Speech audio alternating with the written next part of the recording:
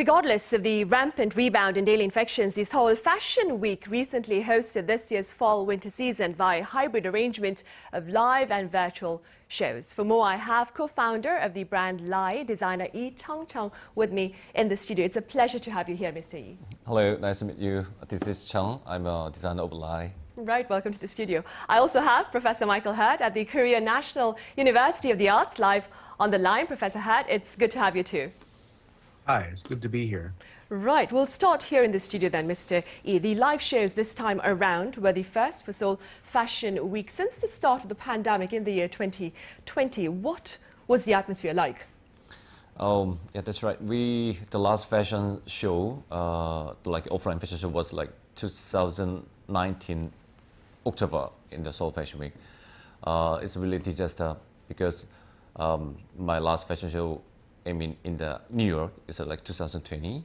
So, and then in New York, and then I passed to the Paris for like a sales and promoting my brand. But COVID comes out, and then quickly it shut down everything. I got many orders, but it's cancelled. So yeah, it was really bad, the situation. After that, we can only show the online fashion show during the Fashion Week. It's like around like 4 seasons, and now we start the offline fashion show, just few. It's not all, but we start. It's not perfect yet, but it's less people, like around like 150 people just came for the show. Normally we have like over 700. Yeah, but it's a big difference. But this is a first step, like to overcome like this, like a first, like this situation. So everybody's happy and so exciting, and we are expecting to like the further, like and very hopeful. Right. It's really good. Hopefully, even have a greater show this October, right? Oh yeah. I hope so. Right, I hope so too. Yes. Broadly speaking, Professor Hurd, pundits claim the global popularity of Korean contents, particularly over the course of the pandemic, has also boosted interest in its food and fashion. Do you agree? Oh, I definitely agree. The way I see it, I have something I call my little Korean hyperspace theory, because I feel like South Korea specifically has been one of the first countries to become truly hyper modern. And one of the ways that Korea has been hyper modern is that it's been a hyper connected society in which digital propagation of content has been going on since really strongly forming communities since the time of Daum cafes and back in the early 2000s. And a lot of the kind of digital subcultural forms that you see that are, over 20 years old, Korea's been in that hyperspace space. And COVID just kind of forced the rest of the world to end up where Korea has been for a long time. And I think it's not so much that it's increased the popularity of, but I think now that the rest of the world is where Korea wants it to be, Korea does very well in terms of getting the word out there about its cultural content. Right. And moving forward, Mr. E, how has the fashion industry itself sought to better adapt to the pandemic, perhaps, as we move into our third year of life with COVID-19?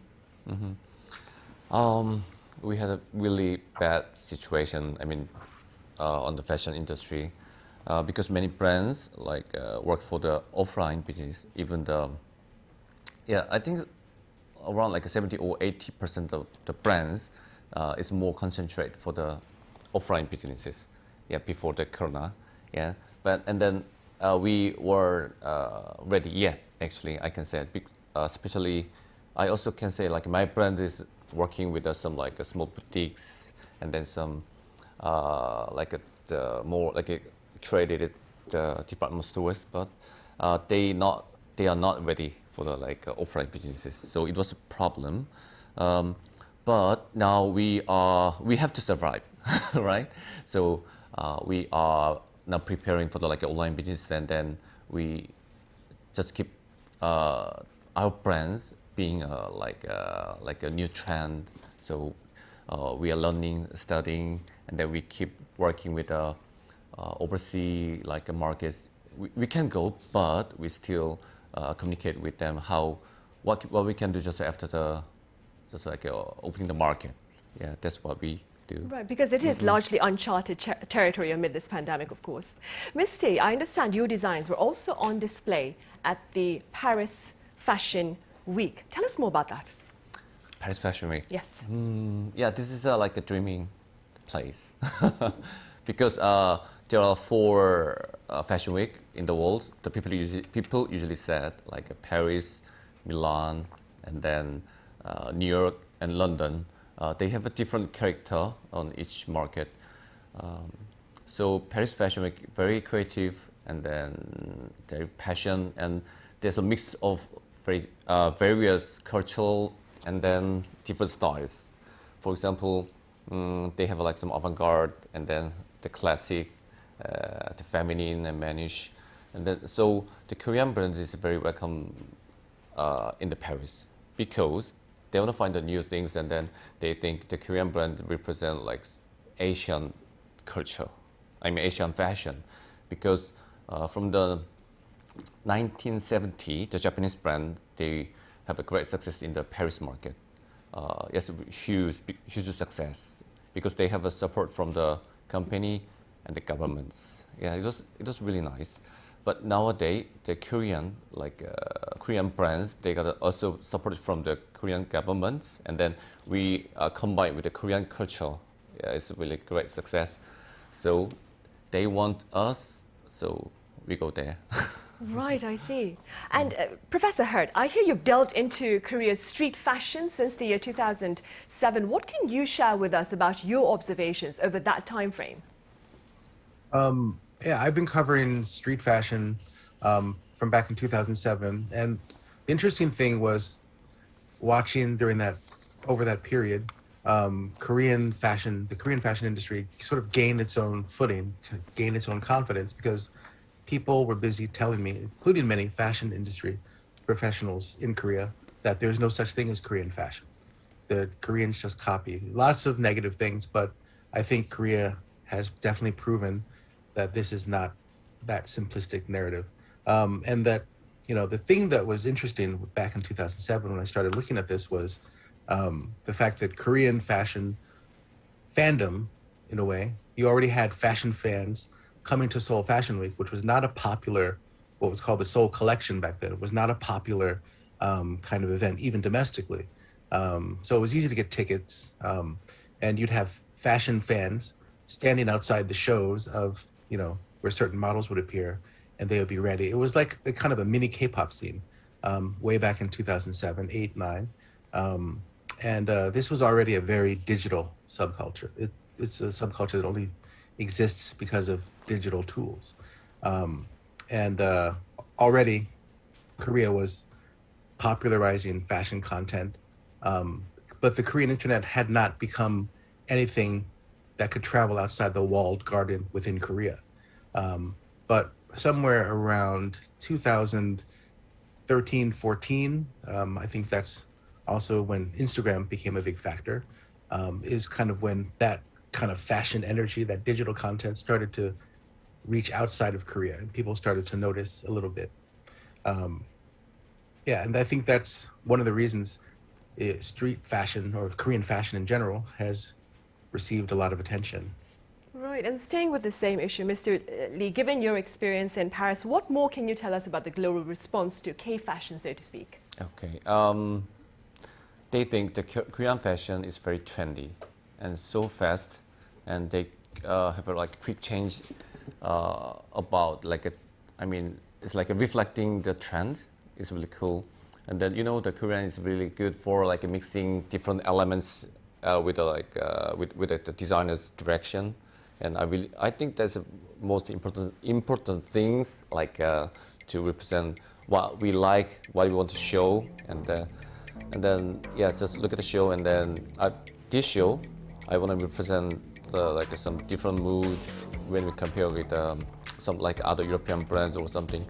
So the magazine usually said Korean brands have creativity, and they have some special things. I mean, when we compare with the other country or other brands, because it's very dynamic, and then we have very different sources Yeah, they said Right. usually said like that. Right, Yeah, we have I a see. great compliment in this show.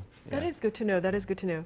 Professor Hurt, speaking within your capacity as an academic in the broader related field, what would you say then is the link between perhaps clothing and culture? One of the ways I like to look at it, I call myself a visual sociologist because I'm a photographer and a sociologist. I use photography as data. I like to talk about the fact, even though a lot of times my colleagues don't really believe me, that fashion is so inherently sociological, and that fashion is not only kind of one of the best metaphors for sociological spread, a sociological look at how ideas spread, about these days about how digital media tools help spread these ideas even more quickly, but it's also the best possible case study for a lot of sociological theories and rules. So a lot of times people look at fashion very lightly as, oh, it's just trends, it's just consumption, it's just sort of a superficial thing. But actually, it's one of the most interesting sociological phenomenon that you could imagine. And I think you can look at what's happening in the content space of what is trendy. You can see how ideas are spreading in the sartorial clothing related sense, and get a real sense of the values of the culture. And I think if you are looking closely at not only just high fashion, but street fashion, and in Korea, they're kind of specifically crunched more together than I think in other places, you get a real sense of the culture from the fashion. Professor Hurt, staying with you, would you like to give us a few examples perhaps of the unique aspects of Korea's street fashion? Oh, well, the one thing that I'm often told, and I started taking these ideas into my own analysis, is the fact that Korean street fashion, just like all of its other successful K forms, K-pop, K-cinema, K things, is so inherently hybridic. A lot of people used to talk about Korean culture as monolithic, as homogenous, but I think that's kind of a misunderstanding. Because when you look at the way that Korean street fashion mixes together different kind of sartorial texts that often are seen as, kinds of clothing that are not seen as going together. Korea is very edgy, is very pushing the envelope in that sense. One of my favorite pictures I've taken is of a young woman wearing an orange Adidas hoodie, which is very, low street, culture, what have you, with, large string of pearls worn as a choker, and mixing together those levels of fashion that are usually disparate. Or another example is, kind of the representative mark of Korean street fashion that all the, Hallyu interested people generally look at, is wearing fishnet materials layered in and between different kinds of materials in a way that marks usually Korean Hallyu related people, marks me as a person into Korean stuff. That's kind of the representative marker of street fashion. Even though Korea didn't invent the fishnet pattern, didn't invent a lot of the elements of the look, the particular combination is very Korean, in the same way that K-pop didn't invent the constituent parts of its musical practice, or Bong Joon-ho's cinematic creations are very hybridic texts. I think Korean street fashion kind of matches up in that pattern as well. Right, good to know. And Mr. E, where does Korea stand with regard to fashion on the global stage? I mean, could you walk us through its path onto the global arena? Yeah. Actually, in the past, the people from abroad, like New York or Paris, they think that Korea fashion is not in the center, even it's not in the beside, because they don't know about the Korean fashion. Because as I mentioned before, the Japanese fashion they think there's just one thing about the Asian fashion. So the Korean designers really wanted to expand their market to the abroad, because the Korean market is small. Yeah. So but it's not easy for example, they are really working hard to go to the abroad market from 1990s, like joining some like exhibitions, like and then to sell our garment to the abroad. But you know, they don't know where's they say like, oh, where's the Korea? Well, okay, what's the like good things for the Korean fashion or something like that? And they don't want to know actually, because they are so busy and there are so many brands outside. I work with my father, Mr. Lee Sang-bong. He's a designer in Korea. I worked for him like over 25 years, and then we joined the exhibition from later 90s, and then we keep pushing like to expand our market. So we have 24 times in the Paris Fashion Week from 2002, and then we moved to New York, opened the stores, and then 4 times New York Fashion Week. So it was crazy. Actually, it was really hard, but yeah, we have with some success. That's a really long, like it's like endless load, because we have to care about like from the A to Z, like from the design to retail. So it's really hard, but now we gain like a confidence. That's like the most good things, because now the press and buyers from the overseas, which is when I go outside and then when I go to the Paris, they're really curious about it. And then, for example, in the London exhibition, they ask me like, oh, how can I get some good designers from the Korea, because the buyer, they want it, yeah. And then the Seoul Fashion Week, now I believe now it's represent the Asian fashion market, because usually when I talk with some reporters and then the editors from the abroad magazines, they told me like, oh, this time we're gonna go to the Korea for the Seoul Fashion Week instead of like a Tokyo Fashion Week. Yeah, because the period is the same time, so they have to choose where they have to go. Yeah, so this is I think this is a really good sign for us, because they love the Korean fashion. I don't want to say we are in the top, but we are getting to the center, and then we have our stream. Yeah, that's a good point. Right, and there is growing global interest in Korean fashion. Yeah, exactly. Professor, do you suppose Korea's fashion industry perhaps could make better use of Hallyu that you mentioned to better advance itself on the international stage? I'm not sure if that's the way I'd put it, but I think it can't, in a way, make better use, because already, to echo what was just said, Korea, Seoul street fashion, whatever you want to call it, Korean fashion is the center of Asian fashion.